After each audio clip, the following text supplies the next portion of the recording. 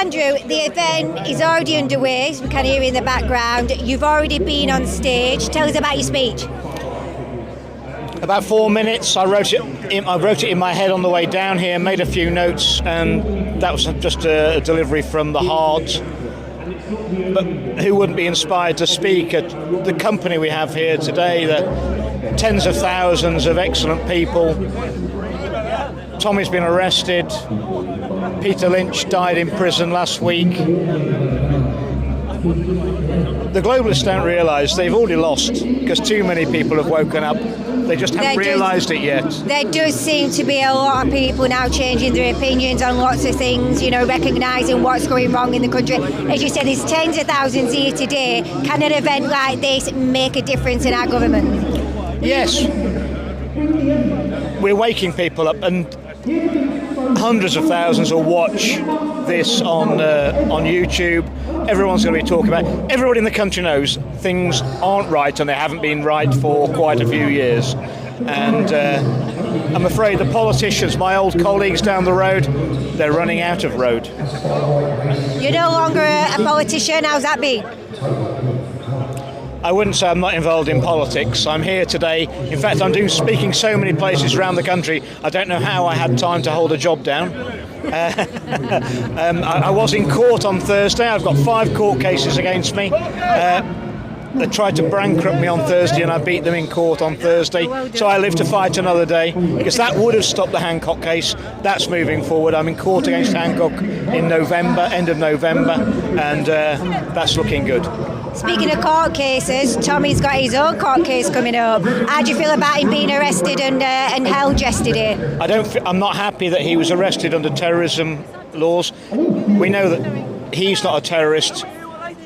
But I know that Peter Lynch wasn't a rioter, but it didn't make any difference. We need the rule of law, but we need fair laws, and they need to be interpreted independently of the legislature. Not a prime minister saying, I want to crack down on some people, get some people arrested, get them into prison as quickly as possible. And of course, when they're releasing 1,000 people from prison this week, early, 40% of their sentence to make way for who? For us? It's Tommy Robinson today. It was Peter Lynch 2 months ago.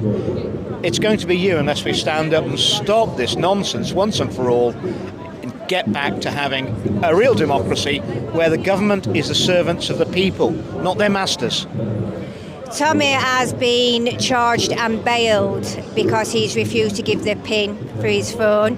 He's got a lot of content on there from survivors. They contact him, he shared stories, etc. Do you think, it's important for journalists to not give that kind of information? Well, a journalist's sources are absolutely sacrosanct, especially in times like this where organisations, all the whistleblower protections, and I know, they count for nothing. The whistleblower always gets hammered.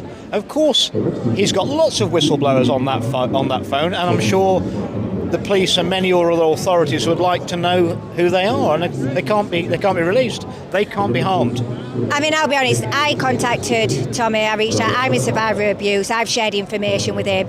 I would feel very uneasy knowing that, police are going through, people's phones. Sometimes people, when they contact journalists, they do it anonymously, they want to remain anonymous, so that's important. I'll share something with you. All of the computers that I had as an MP were returned last week. This is why women don't use them.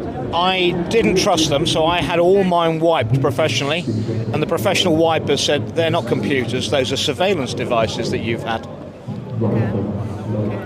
So they've had the ability to look at everything that's been on my computer, so when you email me, they know. Yeah.